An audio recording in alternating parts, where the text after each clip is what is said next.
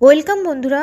SSC নিয়োগ দুর্নীতি মামলায় বিভিন্ন মামলাগুলি কিন্তু কলকাতা হাইকোর্টে ডিভিশন বেঞ্চে সুপ্রিম কোর্টের নির্দেশ অনুযায়ী শুনানি চলছে এবং মঙ্গলবার কিন্তু কয়েকটি মামলার শুনানি হয়েছে। গ্রুপ সি, গ্রুপ ডি, নবম দশমে যারা অযোগ্য বা মেয়াদ ফুরিয়ে যাওয়ার পরে চাকরি পেয়েছে তাদের কিন্তু খুব তাড়াতাড়ি চাকরি বাতিল হতে চলেছে। তো কি রয়েছে আপডেট, অবশ্যই ভিডিও স্কিপ না করে কিন্তু প্রথম থেকে শেষ পর্যন্ত দেখুন, দিলে পুরো বিষয়টি কিন্তু আপনারা জানতে পারবেন।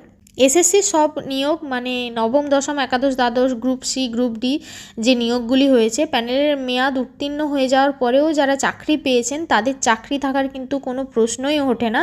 এবং এসএসসির মামলায় মঙ্গলবার কিন্তু এমনটাই জানিয়েছে কলকাতা হাইকোর্টের ডিভিশন বেঞ্চ। তো মঙ্গলবার বিচারপতি দেবাংশু বসাক এবং বিচারপতি মোহাম্মদ সব্বর রশিদের ডিভিশন বেঞ্চ জানায় যে প্যানেলের মেয়াদ শেষ হয়ে যাওয়ার পরেও কোনো প্রার্থী যদি সেই চাকরি পায় তাহলে কিন্তু সেই চাকরি আর থাকবে না। তো এবার বুঝতেই পারা যাচ্ছে যে যারা প্যানেলের মেয়াদ পেরিয়ে গেছে এরকম যারা চাকরি পেয়েছে তাদের চাকরিটা কিন্তু খুব তাড়াতাড়ি চলে যাবে, বাদ হবে মোদ্দা কথা। তো ডিভিশন বেঞ্চে এসএসসি মামলা শুনানি চলাকালীন মামলাকারীদের একাংশ আইনজীবী কল্যাণ বন্দ্যোপাধ্যায় তিনি জানান যাদের হয়ে সওয়াল তিনি করছেন তাদের প্যানেলের মেয়াদ উত্তীর্ণ হওয়ার পরে তারা কিন্তু কেউই চাকরি পাননি। গাজিয়াবাদের নাইসার অফিস থেকে কোনো হার্ড ডিস্ক উদ্ধার হয়নি বলে তিনি কিন্তু দাবি করেছেন আদালতে এবং তিনি বলেন যে সেই সংক্রান্ত প্রমাণও কিন্তু তার কাছে রয়েছে, সিবিআই যা বলছে তা সঠিক নয় এমনটাই কিন্তু তিনি দাবি করছেন। এবার ওই বিচারপতির উদ্দেশ্যে বিচারপতি বসাক মানে আইনজীবীর উদ্দেশ্যে বিচারপতি বসাক প্রশ্ন করেন যে আপনি কি এসএসসির ডেটাবেস নিয়ে কোনো ধরনের সন্দেহ প্রকাশ করছেন? তার উত্তরে কিন্তু আইনজীবী কল্যাণ বলেন যে সিবিআইয়ের নথি এবং তথ্য নিয়ে কিন্তু তার সংশয় রয়েছে। অন্যদিকে মঙ্গলবার আদালতে এসএসসি কিন্তু জানিয়েছে যে প্রথমে তাদের সার্ভার থেকে নিয়োগপত্র দেওয়া হয়েছিল, তদন্তের পরে সিবিআই গাজিয়াবাদের নথি দেওয়ার পরে তা খতিয়ে দেখা হয় এবং পরে আদালতের নির্দেশে নিয়োগপত্র প্রত্যাহারও করে নিয়েছে এসএসসি, এমনটাই কিন্তু তারা বলেছে।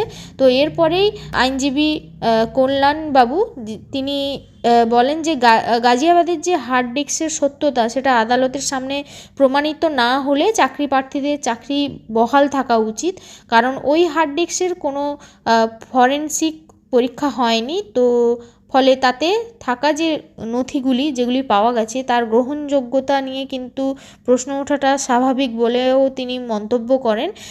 তারপরেই এসএসসির উদ্দেশ্যে বিচারপতি বসাক তিনি বলেন যে আপনাদের সার্ভারে যে তথ্য আছে সেগুলি নাইসার দেওয়া তথ্য কিনা। এসএসসির আইনজীবী সম্মতি জানিয়েছে যে গাজিয়াবাদের নাইসার থেকেই প্যানেলের তথ্য এসেছিল। বুধবার এই যে মামলাটির সেটা কিন্তু আরও বিস্তারিতভাবে অর্থাৎ আজ আরও বিস্তারিতভাবে তার শুনানি রয়েছে।